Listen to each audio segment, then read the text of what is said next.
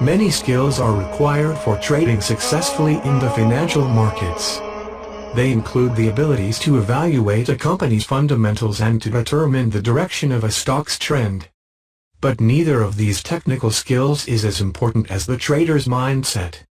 Containing emotion, thinking quickly, and exercising discipline are components of what we might call trading psychology. There are two main emotions to understand and keep under control: fear and greed. Traders often have to think fast and make quick decisions, darting in and out of stocks on short notice. To accomplish this, they need a certain presence of mind. They also need the discipline to stick with their own trading plans and know when to book profits and losses. Emotions simply can't get in the way. When traders get bad news about a certain stock or about the economy in general, they naturally get scared. They may overreact and feel compelled to liquidate their holdings and sit on the cash, refraining from taking any more risks. If they do, they may avoid certain losses but may also miss out on some gains.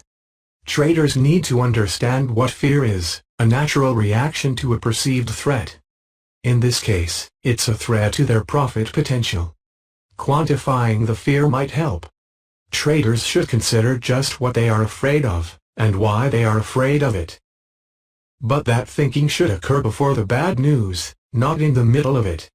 By thinking it through ahead of time, traders will know how they perceive events instinctively and react to them, and can move past the emotional response. Of course, this is not easy, but it's necessary to the health of an investor's portfolio, not to mention the investor. There's an old saying on Wall Street that pigs get slaughtered.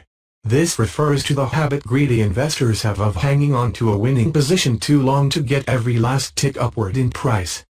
Sooner or later, the trend reverses and the greedy get caught. Greed is not easy to overcome. It's often based on the instinct to do better, to get just a little more.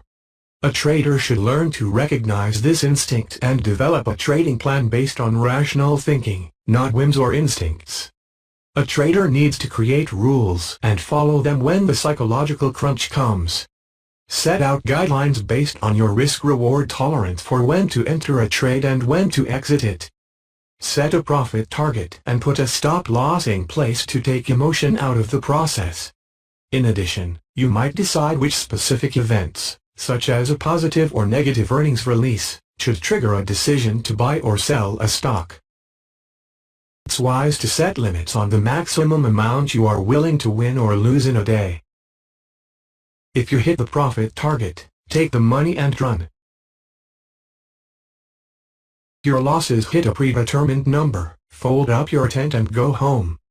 Either way, you'll live to trade another day. Traders need to become experts in the stocks and industries that interest them. Keep on top of the news, educate yourself and, if possible, go to trading seminars and attend conferences. Devote as much time as possible to the research process. That means studying charts, speaking with management, reading trade journals, and doing other background work such as macroeconomic analysis or industry analysis. Knowledge can also help overcome fear. It's important for traders to remain flexible and consider experimenting from time to time. For example, you might consider using options to mitigate risk. One of the best ways a trader can learn is by experimenting. The experience may also help reduce emotional influences. Finally, traders should periodically assess their own performances. In addition to reviewing their returns and individual positions, traders should reflect on how they prepared for a trading session, how up-to-date they are on the markets, and how they're progressing in terms of ongoing education. This periodic assessment can help a trader correct mistakes, change bad habits, and enhance overall returns.